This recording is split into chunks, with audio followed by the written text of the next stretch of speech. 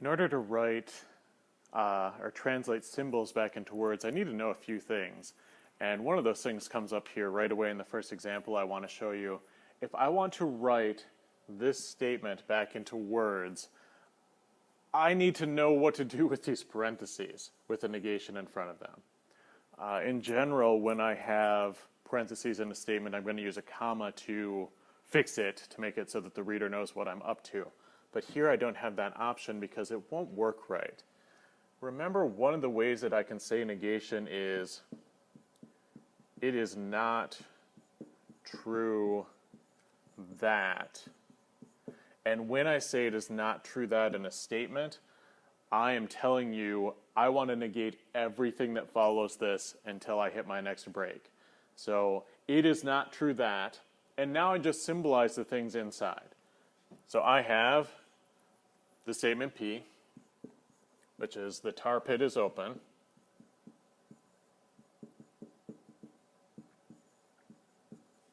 I have my connective here. Remember, that looks kind of like a capital A without the bar.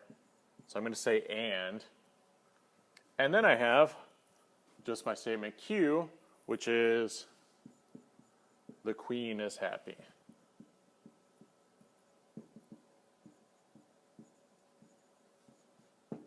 So that's how I'm going to symbolize when I have negation in front of parentheses. I'm going to start out with it is not true that, and then I'm just going to say whatever was inside the parentheses. So the tar pit is open and the queen is happy. Okay, let's do another one. This time notice I don't have parentheses, so the first thing I have is not P. So I want the negation of this statement, so I'm going to start with the tar pit is not open. Okay, then I get to my connective here. Again, that looks like a capital A without the bar, so I'm going to say and. And then at the end here I have the statement Q, so I'm going to say the queen is happy. Okay, notice the difference those parentheses make. Here I'm just saying the tar pit is not open and the queen is happy, whereas before I had to use a lot more words. It is not true that the tar pit is open and the queen is happy. That statement and this statement are very different in interpretation. And we'll talk about that more later. But for now, just to symbolize them, or just to translate from symbols to sentences, watch out for that. Watch out for negation in front of parentheses. Okay. This time, I notice right away I've got this guy. So whenever I have an arrow, I know that I'm going to have an if and then a then. Okay, I don't normally write them down, but it's worth noting I'm going to have an if, the first thing, then the second thing.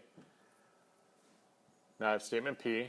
So if the tar pit is open,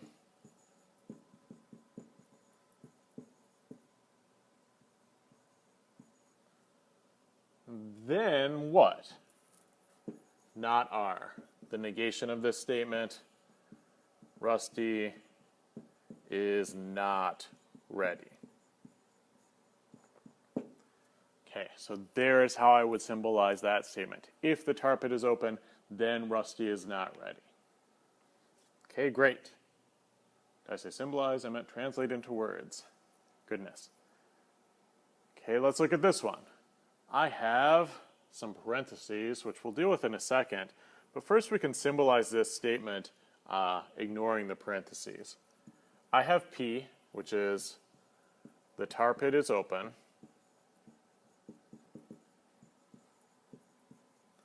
I have this connective that is not the and, so it must be the or, so or. I have this statement R, which is Rusty is ready.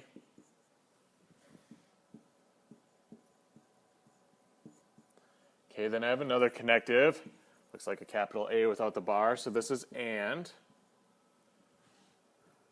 Then I have not Q, the negation of this. So the queen is not happy. However, the statement as I have it written right now is ambiguous. I don't know if I'm trying to say the tar pit is open or Rusty is ready and the queen is not happy, which is what I am trying to say, or if I'm trying to say the tar pit is open or Rusty is ready and the queen is not happy, which is not what I'm trying to say. Okay, subtle distinction when I speak it, but the key is I need this stuff to be together. I need P or R to be first, to happen first. The way that I do that is I'm going to put a comma in this statement so that these two pieces, the P or the not Q, are together. And I'm going to put it right here. That comma, which I drew very large, breaks this statement up into the tar pit is open or Rusty is ready, pause, so that stuff goes together, and the queen is not happy. So and not Q. So when I have parentheses, the way that I can translate them into English is by putting a comma in the statement so that the things that went together with the parentheses are together in the statement. All right, great. Let's go on to the next one. So here I have if R, then pause, not P or Q.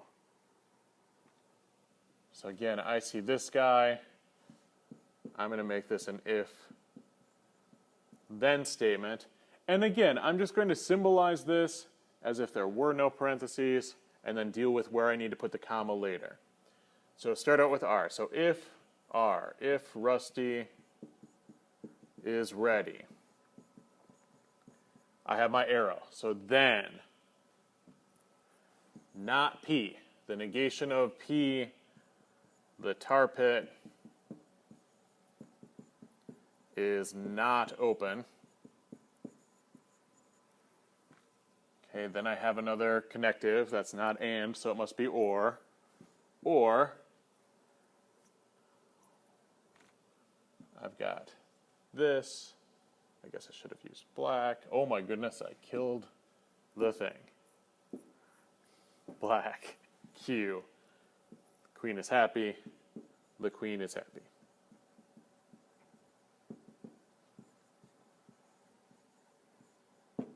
Okay.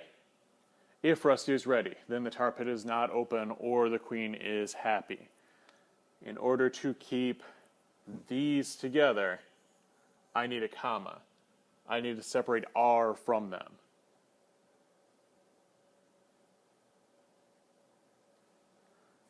I'm going to put that comma right here.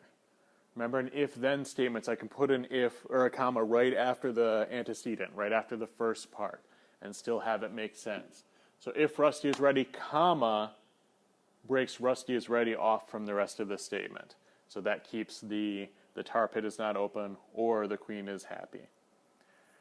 I do not want to put this comma after the word then, because if I put it here, if I put it after the then instead, I'm making a much different statement. In fact, I'm trying to make an interjection into my statement, which is nothing like what I want to do, okay? So I know my comma has to be somewhere here between Rusty is ready and the tar pit is not open, and I just need to figure out in English where does that have to be. It actually has to be before the then, so that's where I'll put it. Okay, next one. This time I've got an if-then statement. If, then, I have P. The tar pit is open.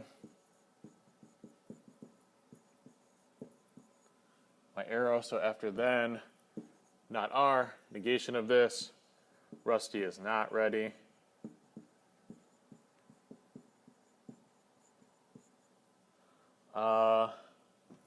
This symbol, which is not and, so it must be or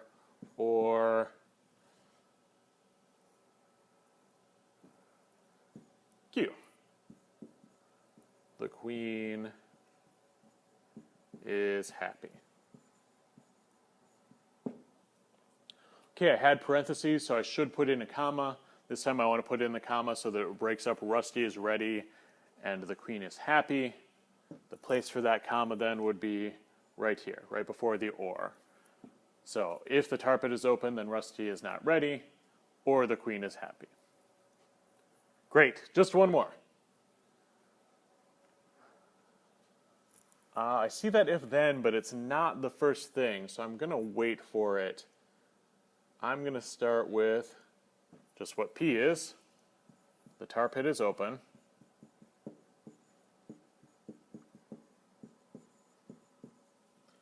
All right, then I have this guy. Looks like an A without the crossbar, so and my next part has the arrow.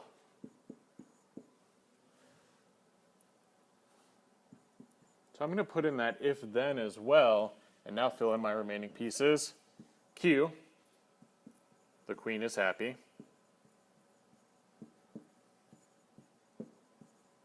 Wow, I forgot how to spell happy because I was looking at the word then.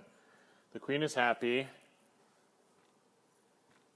R, so then Rusty is ready.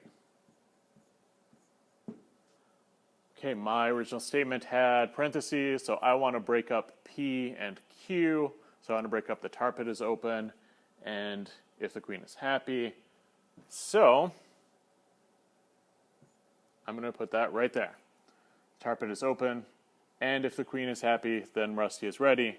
That breaks it up so that my if Q then R is together and and makes sense in the English language. Thanks.